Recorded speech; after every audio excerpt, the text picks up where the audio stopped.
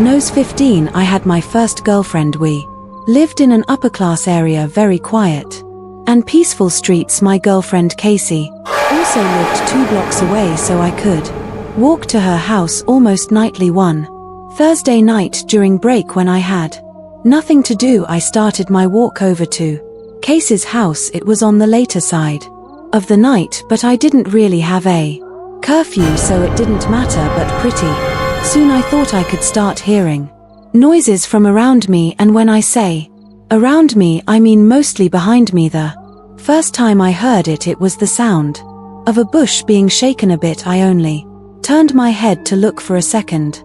Without stopping, I just started to walk a little faster, as all when I got to the next block I heard another noise, a twig or a small stick cracking. I stopped this time and turned around. All I saw was the empty street and the bushes that lined up along each property to separate the sidewalks from people's properties. Basically, next to the street was a wall of bushes, and I didn't see anyone or anything that could be making these weird sounds. I picked up the pace even more, and I was reaching the home stretch to Casey's house. Of course, there was another sound again, this time more light footsteps, quick light footsteps. I turned again without stopping. No one, nothing. I could see Casey's house now. I called and she picked up right away. I told her how freaked out I was getting because I kept hearing noises. I walked around the bushes surrounding her driveway and stepped onto her property. I noticed her staring out her bedroom window upstairs. She waved at me as she left on the phone, and I waved back. Then she asked me, "Who was that guy right behind you?" I turned right around and saw a fully grown man crouched, walking maybe 10 feet in back of me. I screamed and ran for the door and started pounding on it. The man grabbed me and tried to put me in some kind of headlock, but he let go and ran away pretty quickly. Casey's mom opened the door with a look of dismay on her face. She let me in and slammed the door shut. As Casey came running over, I was out of breath and felt like my heart was beating 1,000 beats a minute.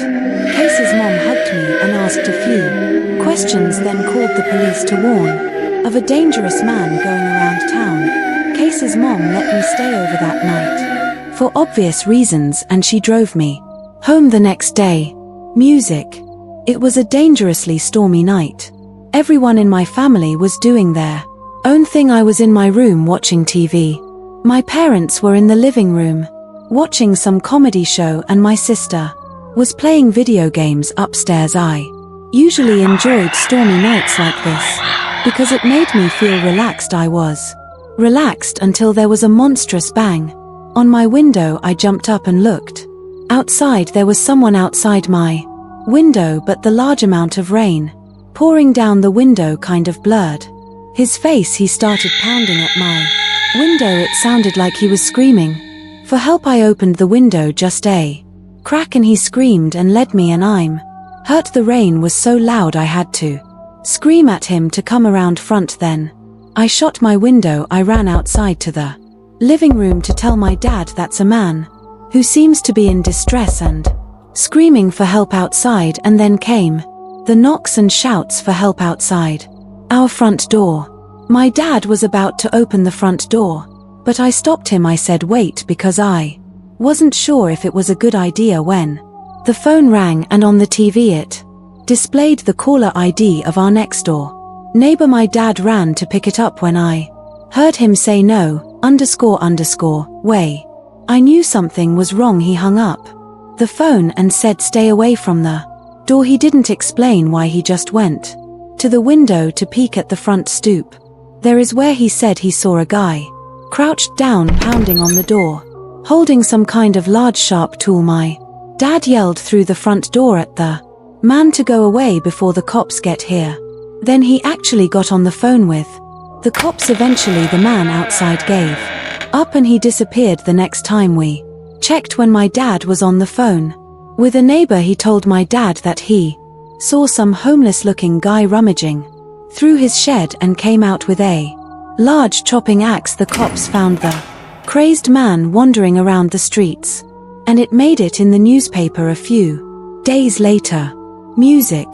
One night when I was a really young kid, I was in the living room watching my favorite cartoon. I had the TV pretty loud, but I thought I could hear my mom calling my name from downstairs. I called back what she didn't answer, so I guess she couldn't hear me. I heard her call me again, so I went down to the basement. The lights were off, so halfway down I called for my mom. She didn't answer. I didn't know where she could be calling me from, but one thing was for certain, though she wasn't in the basement. Started going back up the stairs, but before I even got to the top stair, I heard my mom's voice again from down in the basement calling my name. I looked down into the pitch blackness. I ran back up to the top step, turned down the lights and walked halfway back down, peeking into the basement. I didn't see my mom anywhere down there. Suddenly I got a huge rush of horror. I ran up the stairs, basically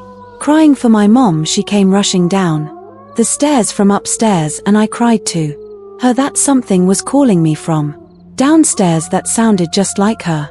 She swore to me that she hadn't been calling me. She went down to the basement to check and make me feel better, but I didn't feel better. I'm sure she didn't believe me. Why would she? I was a little kid, but I still know that I heard what I heard. Music. My grandpa recently told me a story. It was about a night he took his dog for a walk. He used to have a small Boston Terrier named Sherry, who he named after an old friend of his who passed away. My grandpa lives like 2 hours from us on a farm, and there's not much that goes on there. He lives with his wife Mary Ann, who he married like 15 years back. Every day Mary Ann would take Sherry for a walk in the morning, and my grandpa would take her for a walk in the evening on a regular walk during sunset. My grandpa was walking Sherry down the usual dirt path that ran along the woods next to their property. My grandpa passed by another person on the trail who Sherry instinctively barked and pulled towards like most dogs do when they see strangers. My grandpa said hello to the stranger, who had a large hood up, but the stranger just walked past without even batting an eye, so he and the dog kept walking. Sherry kept looking back every so often and barking. However, my grandpa was home to shush and yank at the leaf to keep him walking. Eventually my grandpa would turn around to look at what Sherry could be barking at. The stranger who passed him by a few minutes earlier was stalking him from behind a tree in the near distance. My grandpa decided to pick up the pace as fast as possible. At his old age, he always carries pepper spray in his big coat pocket just in case. He was getting closer to the house when suddenly he heard clicks from the leaves on the ground inches behind him, but before he could turn, he felt the warmth of a glove cover his mouth and nose, preventing him from screaming or breathing. My grandpa says he could hear Sherry barking and biting at the stranger, which might have helped in loosening the man's grip a little. My grandpa says he struggled to grab the pepper spray out from his pocket, but when he did, he sprayed it at least 10 times and continued spraying it even after the man who was holding him let go and started to scream. My grandpa came as close as he could to a run to escape back to his house. He was perfectly okay. I grew up in California for the first 14 years of my life. Our neighborhood wasn't the best, namely because it was an area that the Crips were known to reside in. If you don't know, the Crips are members of one of the biggest Los Angeles street gangs. My best friend, who I always called Stevie D, lived 2 doors down. We had other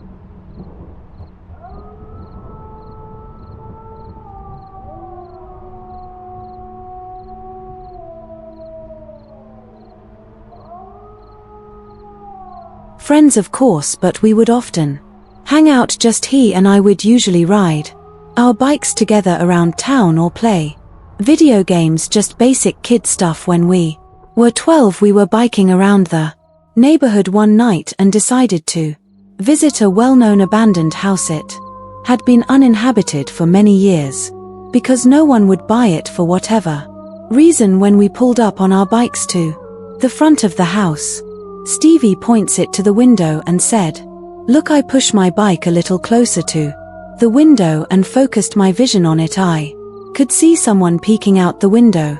I couldn't tell if they were looking at us or not, but it was definitely a person's face sitting between the curtains. It was extremely strange considering the place had been unknown for years. We stared for longer than we should have, perhaps, and noticed something else that was strange. The person didn't move their face at all. We inched a little closer onto the empty driveway. Actually, upon getting closer, it appeared to be a Halloween decoration or something, like a fake head. This meant someone had snuck into the house to put it there. Stevie D and I, being the mischievous kids we used to be, hatched an idea to sneak in through the back somehow and check out the place. We hid our bikes on the side of the house behind an overgrown bush, then snuck into the yard. To our surprise, the back door was already unlocked, but when we came to think of it, it wasn't that surprising, considering it seems someone had already broken in to put that fake head there. He stepped into the house, but we didn't want to turn the lights on and expose the fact that we were in the house. It was dark in there, but not pitch black, so we could make our way through the house. We got to the living room first, because we wanted to check out that fake head thing at the window. It smelled really bad in that room though, and picked up the head from the windowsill and immediately dropped it and screamed. I dropped it not because it was surprisingly heavy, but because it also felt like real skin. I saw a dark liquid pouring out from the bottom of the head that was now on the floor. It was blood. It was a real human head. There were 2 cracks in the ceiling above us. Stevie and I looked at each other with our mouths hanging open. We ran for the back door and got back on our bikes to get the hell out of there. Anyone in our immediate area learned pretty soon that the head belonged to a victim of the Crips, who apparently placed the head there as some kind of message. I don't think anyone knew the full story, but there was a good chance whoever placed that head there was still in the house, because Stevie and I both heard cracks in the ceiling above us, as if someone was coming downstairs. Last year a guy came to my house's door. Around 9 p.m. he knocked on the door, so I got my mom and she went out to see who it was. By the way, we live in a rural area, so visits that lane are extremely uncommon and strange. The guy talked to my mom about how he was opening a business, asked whether she liked American-made products, then handed her a Clorox container as a sample. He went back to his minivan and opened it to get a quote-unquote vacuum cleaner. When my mom saw a 5 other man sitting inside, she told me to run and get my phone.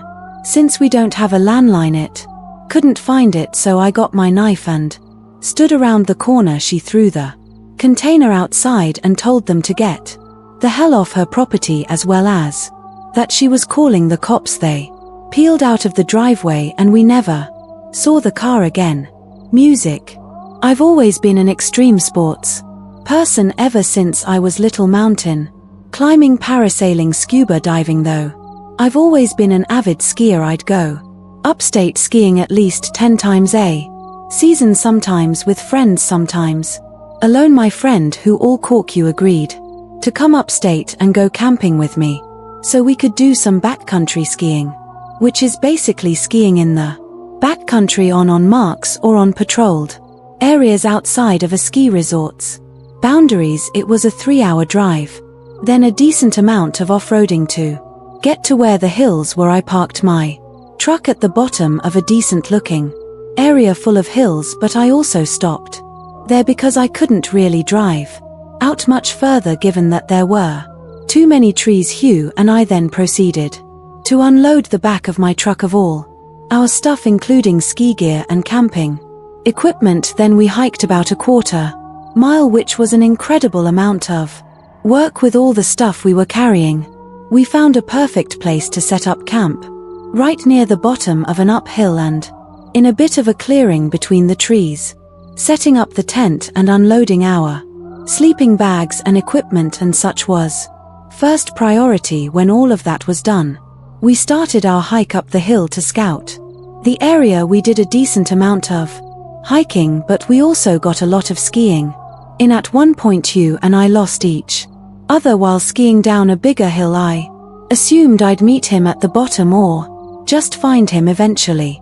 I checked the walkie-talkie just to see if he'd answered it, but he didn't, which meant he was probably still going downhill at some point while I was walking with my skis at the bottom of the hill. I ran into someone, another skier. He sounded very friendly under a ski mask, asking you where the best hills are and if we were camping and such. He had his skis strapped to his orange backpack. I pointed to the hill I just skied down and also pointed in the direction we set up camp. He said he and his wife were trying to find a good place to set up camp near other people, and asked if I could lead him to my campsite.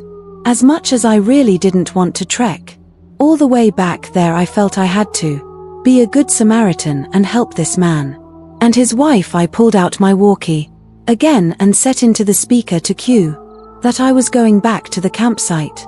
For a bit I started to lead the man who was behind me, when suddenly I started getting some static from another end on the walkie. It seems someone, probably Q, was trying to talk to me, but the connection was __. Nothing I could do about that except for come back to this hill afterwards. It took a decent amount of hiking and small talk with the man before we reached the campsite. I turned around to him and smiled under my ski mask, which I realized instantly was pointless. He sounded very thankful for he and his wife, and I finally asked him, "Where is your wife?" He didn't answer. He started to walk closer to me. At first I thought nothing of it, but for some reason something about his skis and backpack just struck me. They belonged to Q. For a split second I thought, is this Q? Is he pranking me? But it wasn't possible. The voice was too different from Q. The man was a few mere feet away from me at this point, and he was picking up the pace to a more intimidating approach. I panicked and jumped into the tent to dig for my flare gun in my bag. The man grabbed my leg, which was sticking out from the tent, and then I felt a sharp, intense tingle in my leg, like a severe electric shock followed by a burning heat feeling. I screamed in pain as I just managed to pull out the flare gun, push aside the door to the vent, and aiming at the man, he immediately backed up with his hands in the air. And that's when I noticed the knife dug deep into my leg. I ordered the man to tell me where my friend was. He answered quickly, saying near the bottom of the hill he found me at. I told the man to stand still while I called 911 to request an immediate rescue, but the man took off quite easily while I was on the phone. There wasn't much I could do with one single flare gunshot. I felt like I was waiting there in the cold with my bleeding leg forever, until finally the reassuring sound of a rescue helicopter swooped overhead and I shot my flare gun. I cannot believe I was actually picked up by a helicopter, which I helped locate my friend laying in the snow in the middle of the hill. He was unconscious, and he had also been stepped twice in the leg, then robbed. He tried talking me through the walkie-talkie while he was losing consciousness, but the connection was bad. We both went to the hospital but were fine today. I lived in a small college town. My apartment complex was walking distance from the bar downtown area. One weekday night I stepped out on our front porch to smoke a cigarette or two. I was up late studying. I brought my textbook with me and laid down on the stairs while I smoked. A girl who I had never met before but who lived one apartment over on the ground floor came home from downtown. She was by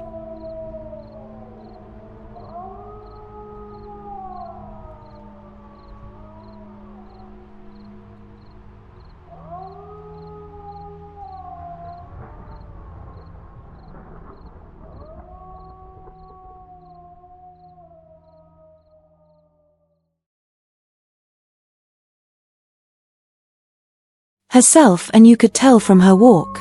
She had been drinking. She got in her apartment and barely got the door closed before some guy who came out of nowhere knocked on her door. She opened and I noticed he introduced himself, which was weird because it was like 2:30 in the morning. Who comes to a random girl's apartment at that time? So I decided to stay outside and pay attention. They ended up talking for over 10 minutes. She later acknowledged how weird the situation was but did not know how to end the conversation. He would do the creepiest things, like he reached up and stroked her hair at least 3 times, and he would try to slowly inch his way closer to her. In the door, I made a point of being loud with my textbook so he would know I was there, and he disappeared as eerily as he came. We called the cops, and days later they had the girl and I sit with a sketch artist.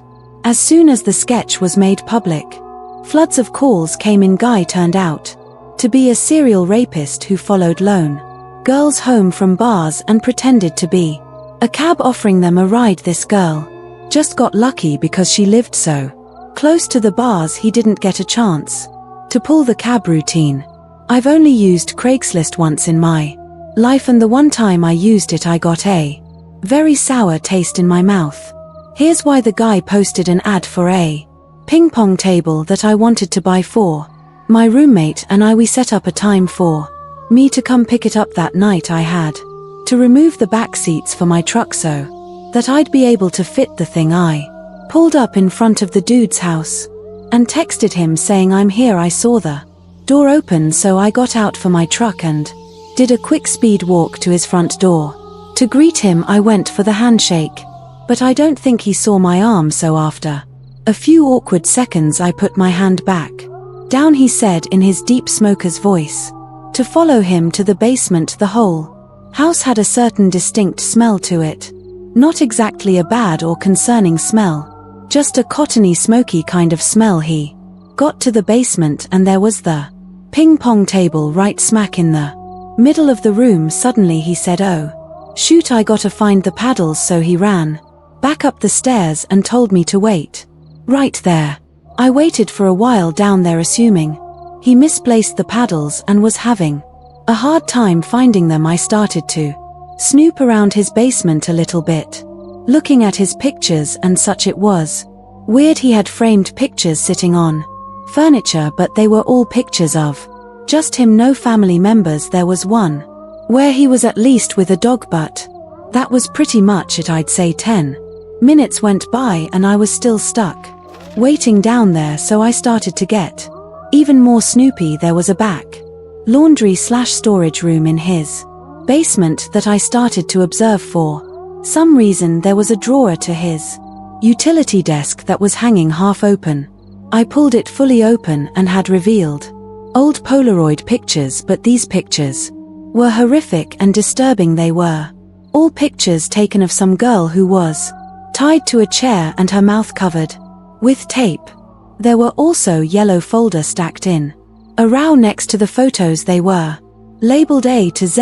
I didn't have it in me to open the folders and see what were inside. I took out my phone to take pictures of the contents of the drawer and planned to send it to my friends immediately, but I didn't have any service down there. It was definitely time to go. I ran back to the door at the top of the stairs, but my nightmare only became worse, finding out the door was locked as soon as I tried the doorknob.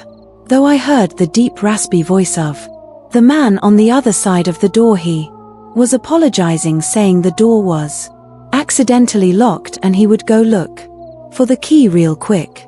I didn't say a word in response. I examined the keyhole closely, ran back down the stairs to the man's utility desk, grabbed 3 screwdrivers of varying sizes, and tried to each one in the keyhole for the door. The smallest screwdriver managed to fit in the rectangular shaped keyhole, allowing me to turn it just enough to unlock and open the door. I didn't stop and look around. I simply ran out the door into my car. I didn't look back at the house. I simply drove to the nearest police station, showed them the pictures, gave them the address, told them where to find the photos, and that was enough for them to start their investigation. A few days later I got all the information. The man was part of a child pornography trade on the deep web, which was how he made his living. Apparently why he decided to lock me in his basement, that's beyond me. I have not the slightest idea of what he intended on doing with me, but obviously it was not anything. I used to babysit in my teenage years. When I was 14, I babysat for a 6-year-old boy named Cody. Once his parents left me with few instructions other than to order a pizza for dinner and not let him go in their room. They also left me with an interesting comment that Cody tends to act different than other kids, and that he'll talk to himself or his imaginary friend, especially when he played with his toys. So it was midday, pouring outside. I was watching some old Wipeout show that used to be on TV in the early 2000s. Cody was on the floor playing with his toys that were scattered across the living room. Cody kept using the name Agnes. He would act like he was playing with another kid who was sitting in front of him. One of his toys that were sitting across the room from him activated out of nowhere. I only found it weird because the toy was one of those little cube-like things with the crank where you pull it down, and some simulated moving racing background came up on the screen. It was the kind of toy that would take effort to activate, and there was activated all by itself. I asked Cody how that was possible. He looked at me and said, Agnes is playing with it. I have to admit it was a little disturbing hearing him say that. I picked up the toy and turned it off that night. In the final hour waiting for his parents to come back, I was in the bathroom washing up when there was a knock at the door. Cody, I said. I opened the door. Cody wasn't there. I looked into the hallway for Cody. One of the doors at the end of the hall started to creak open slowly, like really slowly. I turned off the lights of the bathroom and walked into the room expecting to see Cody playing around trying to scare me. Instead, Cody was sitting on the bed in the far corner of the room looking at me. I asked him who just pushed open the door. Agnes, he said. Now truly freaked out, I went to pick Cody up off the bed and brought him to the living room where I spent the rest of my shift until his parents came back. I didn't mention any of the weird things that happens, but when they reached out to me to watch Cody again a few weeks later, I never called them back.